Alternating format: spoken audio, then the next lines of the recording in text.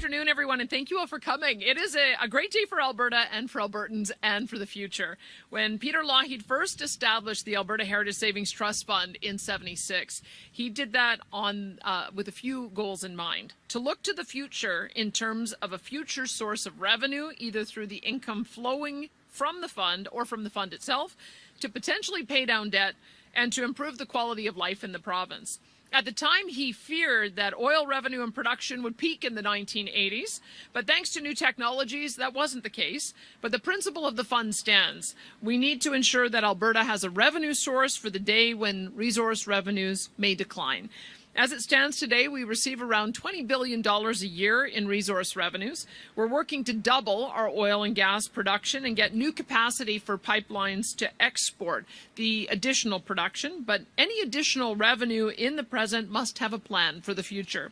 That is why in January, our government announced an ambitious plan to grow the Heritage Fund to $250 billion by 2050. And I'm pleased to be here today to tell you that the fund has now reached $30 billion. Thanks to our fiscal management, we are now able to put some of our cash surplus from the 2024-25 fiscal year into the Heritage Fund, and our fiscal framework requires us to leave the investment income gained by the fund untouched, growing the fund even faster. It's difficult for some to believe that this is important. Some would say that the revenue we have today should all go to fund the needs of today. And like any government, we are required to make difficult decisions about how we spend taxpayer dollars. But the Heritage Fund is perhaps the most important investment that we can make today. The most solemn duty of any government is to ensure that future generations are able to enjoy the same benefits and quality of life that we do today, just as Peter Lougheed envisioned for the fund nearly 50 years ago. Today is a milestone in our strategy of achieving $250 billion. When Peter Lougheed left the job of Premier, the fund sat at $12 billion. When the United Conservatives formed government in 2019, it had barely grown. In the past 4 decades, it was standing at around $16 billion. Our government has nearly doubled the Heritage Fund in size in 6 years because we believe in a lasting legacy for our children, their children, and beyond. If the day comes where our resource revenues begin to decline, those future generations will be grateful for the investments made today in the Heritage Fund. Alberta's future is bright. Decades from now, we will be a strong province within a united Canada, and the future health, education, and infrastructure needs of our province will be supported by a Heritage Fund that will support the needs of Albertans while continuing to grow for millions of more Albertans to be able to enjoy the benefits. And with that, I'll hand it over to Finance Minister Nate Horner. Thank you, Premier. Good day, everyone. As the Premier mentioned, we're proud to be here today to announce that Alberta's Heritage Fund now stands at $30 billion, up from $27.2 billion at the end of the fiscal year. With this latest $2.8 billion contribution, we remain firmly on track to grow the Heritage Fund to $250 billion or more by 2050. Through Heritage Fund investments, we are turning today's energy prosperity into tomorrow's economic security. Due to the actions taken by our government, we have been able to grow the fund by over 80% in the last 5 years. And we are committed to growing the Heritage Fund even further so future generations can benefit from long-term economic security. Achieving substantial growth for the Heritage Fund will take more than just luck. It will demand planning, responsibility, and discipline. However, once we reach 2050, the Heritage Fund will start generating enough income to offset any decreases we may experience in resource royalties. Our plan ensures Alberta can stand strong through global uncertainty and market volatility, today, tomorrow, and for decades to come. This year, our government launched a new roadmap to grow the Heritage Fund with the goal to achieve long-term financial stability for the province. We know from the past that the fund cannot be beneficial if we do not have a strong framework to retain income in the fund and contribute when we can. When the fund was set up by former Premier Peter Lougheed, all the investment income from the Heritage Fund was reinvested into the fund with no withdrawals. But the right path isn't always followed. Money was spent and sometimes only modest contributions were made. Because of that, Alberta missed out on what could have been hundreds of billions of dollars in returns. That's why we took action and passed legislation to retain the income in the fund. And when oil prices are high, and we do have surpluses, we plan to invest a portion of those surpluses in the fund like we are today. In Alberta, we believe that planning for the future is just as important as being prepared for today. We know that geopolitical uncertainty will always be part of the equation, making the price of our natural resources inherently unpredictable. We are committed to growing the Heritage Fund to provide long-term economic security for Alberta's future generations. But to get this right, we need the right tools and the right people. Central to our plan to renew the fund is the establishment of the Heritage Fund Opportunities Corporation.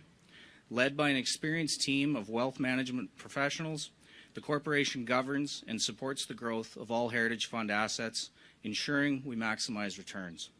They oversee the fund, make investment decisions, and cooperate with other global wealth funds. The corporation will improve Alberta's access to global investment opportunities to create meaningful wealth and future prosperity. They will provide regular quarterly and annual reports on investment performance. As you can see, we're fully mobilized to ensure the Heritage Fund achieves its mission of lasting returns for Albertans. Growing the Heritage Fund from $30 billion as of today to $250 billion in 25 years is an ambitious goal. At a time of changing economic realities and a rapidly shifting global landscape, we need a plan to withstand external shocks. And I'm proud to report that we have a plan that will achieve the growth that Albertans need and deserve. This $30 billion isn't just a number, it's our commitment to Alberta's future going forward. Thank you, and I'm looking forward to the next milestone. I'd now like to invite Joe Lougheed, the Chair of the Heritage Fund Opportunities Corporation, to say a few words. Thanks very much, Minister. Ladies and gentlemen and fellow Albertans, today is an important day. It is a milestone. Alberta's long-term savings account is as strong as it has ever been. By investing surplus dollars from time to time when they are available into the Heritage Fund, the Alberta government is investing in the long-term assets of this province. They're investing in projects and people such that the province in the long term will have the financial flexibility, as the Minister has noted, to weather storms in the future, to deliver the services the people of this province expect, and the impactful investments which we deserve in the future. So, ladies and gentlemen, I want to thank the Premier and the Minister for this important milestone announcement today. It is meaningful for all Albertans today and in the future. As well, concurrent with this announcement in the press release that comes out today, the Heritage Fund Board is announcing its initial Board of Directors. I hope when the public sees this initial board, they will understand that it's made up of an impactful group of Albertans and international representatives that will help provide independent oversight of these important assets. And we expect that 2 or 3 additional board members will be appointed in the weeks ahead. So, Premier and Minister, thank you. Thank you for investing in Alberta and its future. Thank you. Thank you to all of our speakers. We'll now head into the media Q&A portion. We'll be taking one question, one follow-up. Please remember to state your name and outlet before asking your question. And we'll start off at the mic here on the ground. Go ahead. Hi, it's Janet French from the CBC. So just thinking about the requirements of investing a cash surplus, which I think was $5.3 billion. Actually, I think this is a question for Minister Horner. Sure. So I'm assuming that this is you investing the half that's not going into the Alberta Fund, but what's happening to the other half that is destined for the Alberta Fund? Is that going to be going to debt repayment, into the Heritage Fund potentially, or one other one-time spend? So you're almost exactly right. You're very close on the numbers. This is taking the first 50% and putting it all towards the Heritage Fund, and a small portion of the Alberta Fund, about $270 million. There remains about $2.2 billion in the cash surplus post-announcement today. And no decision's been made on that. It doesn't preclude one from being made even within this fiscal year. Okay, and I'm trying to understand what the long-term investment plan is for the Heritage Fund. You know, we heard Joe say, well, when there's extra surplus cash, we'll put it in. I mean, for personal saving, that's not how they recommend you do it, right? They recommend you're doing regular contributions. So what is the long-term plan and commitment, if any, to contribute to this, to grow it to that ambitious number? Well, I'd say our commitment is to contribute when we can. That's the beauty of the fiscal rules. and conservative forecasting, frankly, will put the province in a position more often to be in a surplus position where we can make decisions like this. But the plan does not require further deposits to be successful in any way. It just makes it more probable and likely. Hi there, Julia Wong, CBC National. This is a question for the Premier. A report into the Jasper wildfire response says the province regularly requested information and tried to make decisions. The report also says that incident commanders spent more time managing inquiries instead of directing the response. Did the province make the situation worse in Jasper? We absolutely did not. I'm very disappointed that this report politicizes what actually should be a very successful example of unified command and support between municipal, provincial, and federal government. As you know, the Alberta government provided $181 million worth of support, disaster recovery program funding, evacuation payments. We supported the Red Cross. We gave tourism support. We reestablished the Jasper Food Bank. We gave property tax relief. We rebuilt a seniors complex, and we supported regional transit services. I think that it is important to understand that this was a federal fire. It took place in a federal park, and it was a Federal Parks Canada response. We stayed on standby awaiting their request for supply and support, which they gave to us, or which they ultimately did end up asking us to do, and we moved into unified command only after the fire had reached Jasper and burnt down 1/3 of it. So I would have liked to have seen two things come out of this report. Number one, a recognition that the reason why we ended up with such tragic circumstances, in part, was because of inappropriate forest management practices that doesn't cut down deadwood trees. And also, I wish that they had realized that they needed to ask for unified command faster, because we were not asked for support until after the town burned down. So whatever it is that they are trying to do to deflect blame, I'm not impressed with it, and I would ask for an apology from the city as a result. We want to work collaboratively with our municipal and federal partners, but pointing fingers at others when they should be looking at what they can do to improve their own response would have been a far better outcome as we approach the year anniversary. And this is just a clarification question of my question one. Did the province at any point during the wildfire response get feedback that it was getting in the way of the wildfire response? Not at all. In fact, when we showed up with equipment, we showed up with tankers, we showed up with personnel. We had a firefighter die in the process of trying to manage the response. We had drones that were monitoring hotspots for weeks afterwards to be able to determine safe re-entry. At no point did they say they did not want our response. And so this report comes as a shot out of the blue. It's unfair, it's untrue, and I would like them to withdraw it. And so my second question is, as I mentioned, the report lays out how the province was a hindrance. Your joint statement and your statements now make very clear that you do not agree with that. Obviously, both these things can't be true. With all that said, how will the province work to make things better next time around? Well, let me tell you what's happening right now. Right now, there is a fire on the Cold Lake Air Base. And we have an agreement with the federal government that we are the first responder to manage that fire. We have mutual aid agreements with First Nations as well, where the federal government has agreed that we are in a better position to be the first responder. What I would like to see is Parks Canada recognize that we have more capability, more experience than they do. They fight dozens of fires a year. We fight hundreds of fires a year. So what I would like is for Parks Canada to swallow its ego maybe a bit and work with us on a mutual aid agreement so that we can move to unified command faster. If you look at some of the wrecks that we've had in this province, a lot of them have started in federal parks because of their poor forest management, and because of uncontrolled burns that have gone out of control, and because they do not call us in fast enough. Waterton is an example. We had a problem with a fire coming out of the Banff Park area as well last year that we were able to contain. Jasper is an example. And we have several First Nations that have not recovered because of fire, because the federal government is not working with us on a response. On Fox Lake, we also have a problem in Sturgeon Cree Lake. We have a new a problem with Chip Lake that we hope to have a new response with the federal government. But pointing fingers, casting blame, that is not what the purpose of the exercise is. We all have to look at what we have done in the past and how we can improve. And I don't think that Parks Canada and the town of Jasper have done an adequate job of that. I hope they go back to the drawing board. Thank you. Hi, Premier. It's Lisa Johnson from the Canadian Press. Just to follow up on that, you've made it clear and you've highlighted some of the positive contributions that you feel like the province has made, but the town of Jasper commissioned this postmortem to figure out what could be done better. Are you going to do your own report, or do you acknowledge that there were deficiencies in the provincial response that you want to improve before the next disaster happens? The province was not asked to help until the fire reached the town. This was a federal response by Parks Canada. They chose not to ask us to come into Unified Command until the cleanup began.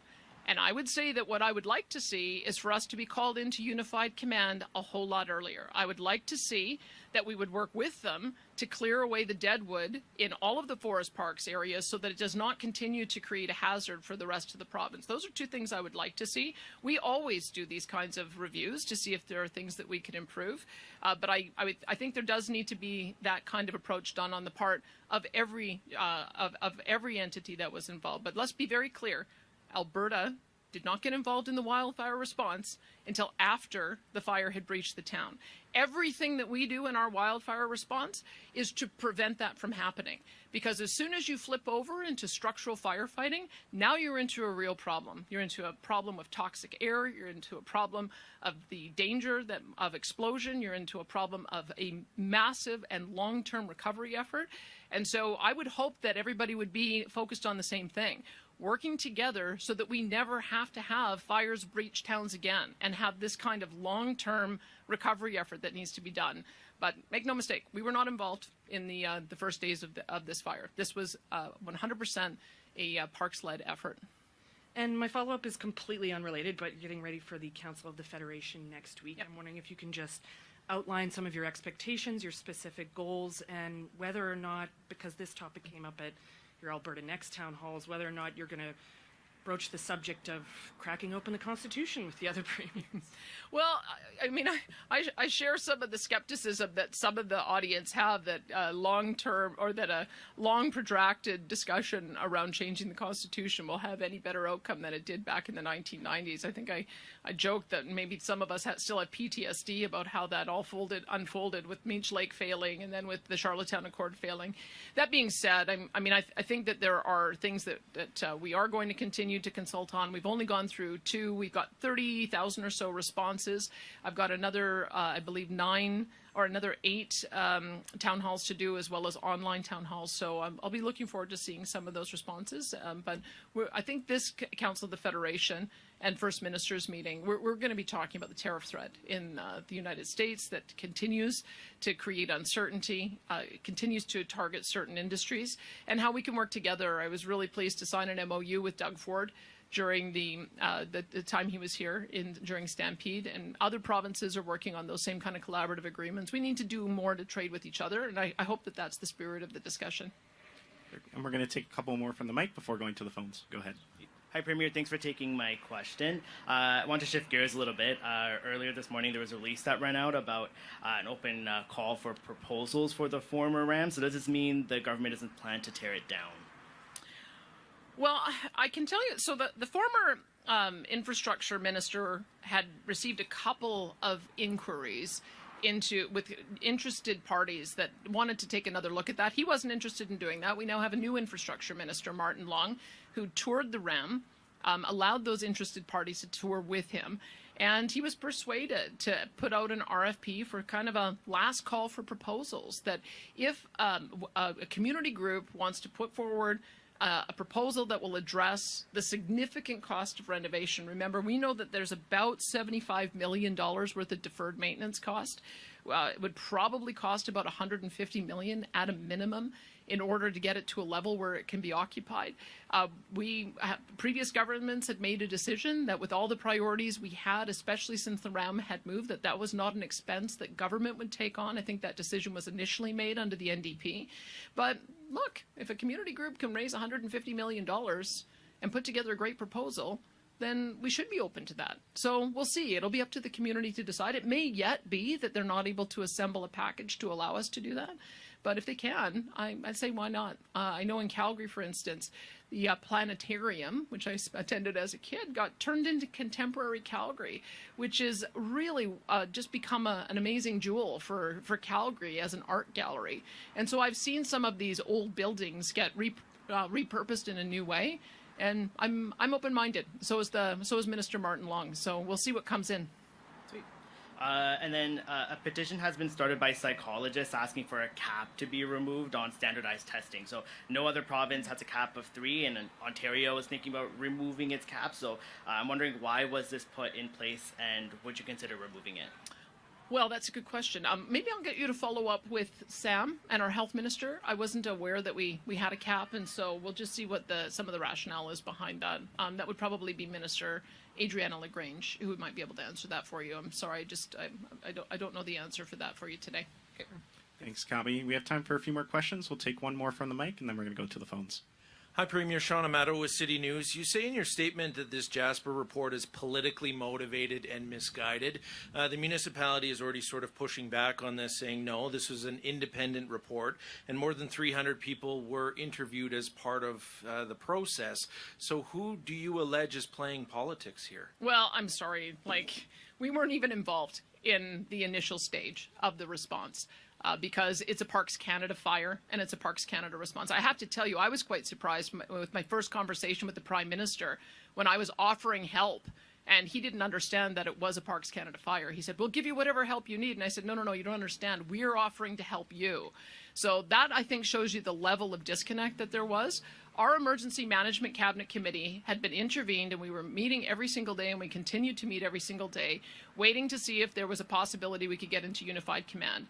I sent notes after the breach of fire, after it was very clear they needed our help, to senior government officials saying, let's get to unified command so that we can clean this up, go through recovery, and get back to normal. So if they're looking at their response up to that point where the fire breach, that has nothing to do with the province, and they shouldn't be trying to deflect. They should be looking at their own processes to figure out what went wrong. What I think went wrong is that they didn't do adequate fire protection and fire guard clearance, and then they didn't call in for unified command early enough. We had a lot of resources we could have brought to bear. They didn't ask for them until the fire breached the city. And by then, now you're into a cleanup mission, and it's all hands on deck at that point. So it's unfair assessment, and I don't accept it. Earlier this week, Lou Arab, the husband of former Premier Rachel Notley, said that you were full of it for some of your explanations about why your husband is attending government meetings regarding trains. How do you respond to that? Should the Ethics Commissioner have a look at this? And if you've done nothing wrong, if your husband's done nothing wrong, then why not have a look at it, clear it up, and move forward? Well, I believe you don't understand, and maybe the former Premier's former Premier's husband doesn't understand what the lobbyist registry says. If you are getting paid by somebody to lobby government, then you have to register as a lobbyist. He was getting paid by CUPE, and he never stepped down from his position the entire time his wife was Premier. My husband, on the other hand, quit the media when I became an elected official in 2012 because he didn't want to be involved in daily news, because he knew that would put him in a conflict of interest. There is no one that is paying my husband. I'm not paying my husband. There's no one paying my husband to give me advice. I ask for his advice because I value his opinion. And in fact, I think if you look historically, you will see that former Premier Ralph Klein's wife also served as the head of a Premier's Advisory Committee on Children's Issues. When I was involved in politics in British Columbia, Ted White's wife worked for him at the constituency office. She didn't get paid anything for it, but she worked with him at the constituency office. If you look internationally, they actually, in the U.S., have roles for the first spouse. They provide them a budget, and they do speaking. They head up commissions. So no, it's not a conflict of interest for me to have my husband advise me. That's kind of the role. When you get into politics, it's a family affair. He advises me and no one else, and I can ask for his advice on anything I want, and no, I'm not going to ask the Ethics Commissioner to weigh in on whether my husband can talk to me. Not his business. Thanks, Sean. We're going to head to the phones now. Operator, could you put through our first caller, please?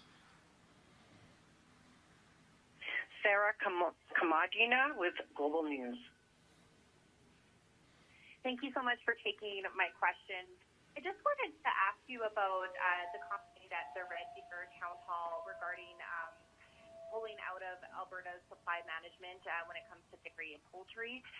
You also said, using the term "stick a finger in the eye of Quebec." I'm just wondering if there are concerns that this could hurt dairy farmers here, or what that could mean. Why you said that? Well, I think it was brought up by a member from the floor, and I think they used that terminology. I can tell you it's irritating to me that Quebec has far greater quota than its share of the population.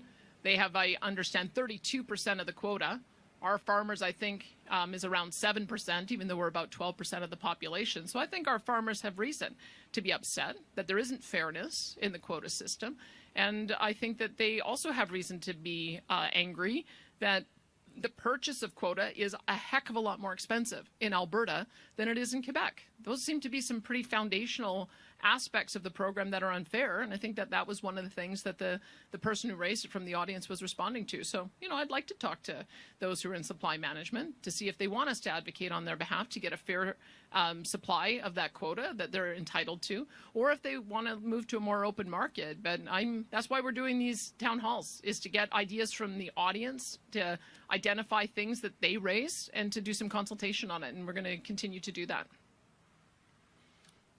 So are you going to be starting those conversations soon then with farmers, or are you going to wait a bit? Like, what are your next steps from here to start that discussion? Well, we've got 8 more town halls that we need to do. We've got on continuous online survey. We've got a couple of telephone town halls that we're going to do.